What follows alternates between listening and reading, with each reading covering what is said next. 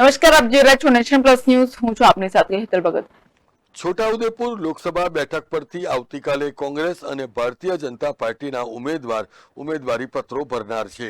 આગામી સમયમાં તારીખ 7મી મેના રોજ લોકસભાની ચૂંટણીનું મતદાન થવાનું છે, ત્યારે ભારતીય જનતા પાર્ટી અને કોંગ્રેસના ઉમેદવારોએ આજથી ઉમેદવારી પત્ર ભરવાની શરૂઆત કરી છે.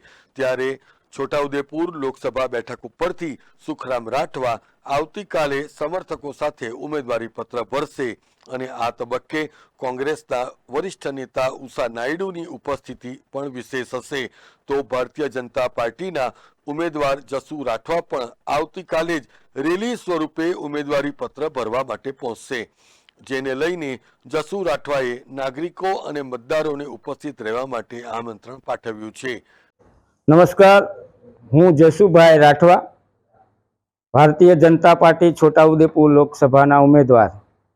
આપ સૌ છોટાઉદેપુર લોકસભાના નાગરિકોને, મતદાર ભાઈઓને વિનંતી કરું છું કે આવતીકાલે એટલે કે તારીખ 16/4/2024ના રોજ ભારતીય જનતા પાર્ટી જિલ્લા કાર્યાલય ખાતેથી ઉમેદવારી પત્ર ભરવાનું હોય, તો આપ સૌને હું આ ઉમેદવારી પત્ર ભરવામાં અને સભામાં ઉપસ્થિત રહેવા વિનંતી કરું છું. આપ સૌને આવકારું છું અને આપ સૌને આમંત્રણ આપું છું. ભારત માતા કી જય, વંદે માતરમ. તો બીજી તરફ વડોદરા લોકસભા બેઠકના કોંગ્રેસના ઉમેદવાર જસપાલસિંહ પડિયાર પણ તારીખ 18મી એપ્રિલે ઉમેદવારી પત્ર ભરશે. આ પ્રસંગે પંકજ પટેલ અને ઉષા નાયડુ પણ ખાસ ઉપસ્થિત રહેશે. Rehan Patel, nation plus news, Chhota Udepur.